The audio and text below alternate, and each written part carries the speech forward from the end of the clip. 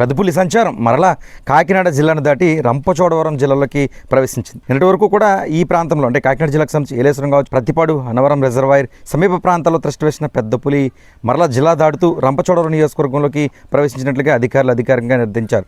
అయితే చిక్కదు దొరకదు అన్న మాదిరిగా ఇటు అధికారులు కావచ్చు, ప్రజాప్రతినిధులు కావచ్చు, ప్రజలను కావచ్చు ఇబ్బందులు పెడుతున్న పరిస్థితుల నేపథ్యంలో AP deputy CM Pawan Kalyan ప్రత్యేక టీంలను ఇక్కడికి పంపించిన పరిస్థితులకు దాదాపు 150 మంది ఈ పెద్దపులిని బంధించేందుకు ప్రణాళిక సిద్ధం చేసుకున్నారు. నిజానికి ఈ పెద్దపులి ఒక ప్రాంతంలో ఆగిన తర్వాత దాదాపు సమయం అదే ప్రాంతంలో ఉండిపోతున్న పరిస్థితి మాత్రం నెలకొంది. ఇలాంటి సమయంలోనే దాన్ని ఏ విధంగా బంధించాలన్న విధంగా ఒక ఫ్లై కెమెరాల ద్వారా దాని స్థితిగతులు ఎలా ఉంది, అక్కడే ఉంటుందా, స్థిరంగా ముందుకు వెళ్తుందా, అక్కడ ఉన్న ప్రాంతానికి మనం చేరుకోగలమా, లేకపోతే దాన్ని ఏ విధంగా బంధించాలి అన్న విధంగా అయితే మాత్రం హనుమాన్ టీంలు దానిపై ఒక ప్రణాళిక సిద్ధం చేశాం. నిన్నటి వరకు దూసుకొచ్చేసిన పెద్దపులి అకస్మాత్తుగా వెనక్కి వెళ్ళిపోయిన పరిస్థితి మాత్రం నెలకొంది. ప్రతిపాడు సమీప ప్రాంతం నుంచి డీప్ ఫారెస్ట్ ఉంది, అలా డీప్ ఫారెస్ట్లోకి వెళ్ళిపోతుంది అనుకునే లోపే రాజవొమ్మంగి ప్రాంతంలోకి ఈ పెద్దపులి చొరబడింది. దీంతో ప్రస్తుతం జిల్లా దాటింది. అయితే సమీప ప్రాంతంలో డీప్ ఫారెస్ట్కి వెళ్తుందా లేక మరలా గ్రామీణ ప్రాంతంలోకి వచ్చి ఈ గేదెలపై లేక ఆవులపై దాడి చేస్తుందా అన్నది చూడాలి. ప్రస్తుతం ఇప్పుడు కొన్న సమాచారం మేరకు అంటే శుక్రవారానికి ఉన్న సమాచారం మేరకు అడ్డతిగల మండలం వీరభద్రాపురం ఈ రిజర్వేర్ ఫారెస్ట్లో పెద్దపులి ఉందని డిఎఫ్ఓ సుబ్బారెడ్డి తెలియజేశారు.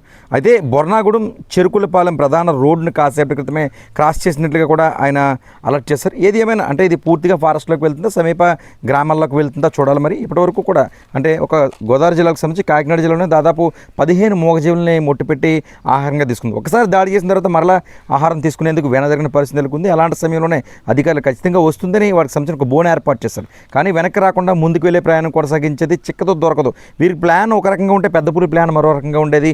ఖచ్చితంగా ముందుకు వెళ్తుందంటే వెనక్కి వచ్చేది. ఖచ్చితంగా ఇది ఎటు వెళ్తుంది అన్న ఊహాగానాలు ఏమాత్రం ఊహకి అంటే ఒక మానవుడు ఊహకు అందని విధంగా పెద్దపులి ప్రయాణం కొనసాగిందని చెప్పుకోవచ్చు.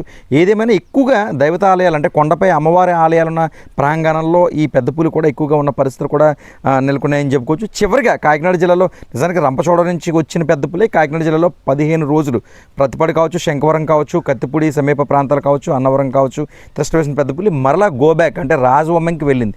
మరలా ఇది ఏ విధంగా దట్టమైన అటవీ ప్రాంతంలోకి వెళ్ళిపోతే ఇక ఓకే, లేదు మరలా గ్రామాల బారిన పడితే ఖచ్చితంగా ఈ హనుమాన్ బృందాలు అయితే పట్టుకునే అవకాశం ఉందని చెప్పుకోవచ్చు. ప్రస్తుతం కాకినాడ జిల్లాకు ప్రశాంతమైనప్పటికీ కూడా రంపచోడవరం జిల్లాలో అయితే మాత్రం పెద్దపులి ప్రయాణం కొనసాగుతున్న పరిస్థితి మాత్రం నెలకొన్నాయి. గతంలో కూడా అంటే ఈ పెద్దపులిని రంపచోడవరం నియోజకవర్గ ప్రజలు కూడా దీన్ని అక్కడ ఉన్న గిరిపుత్తులు తిరస్కరించారు. ఎందుకంటే ఇక్కడ ప్రశాంతంగా ఉన్న అడవి బిడ్డలంతా కూడా పండు కాయ ఏరుకునేందుకు కావచ్చు, చెట్లు కర్రలు కొట్టుకునేది కావచ్చు, అడవి ప్రాంతంలోకి వెళ్తారు.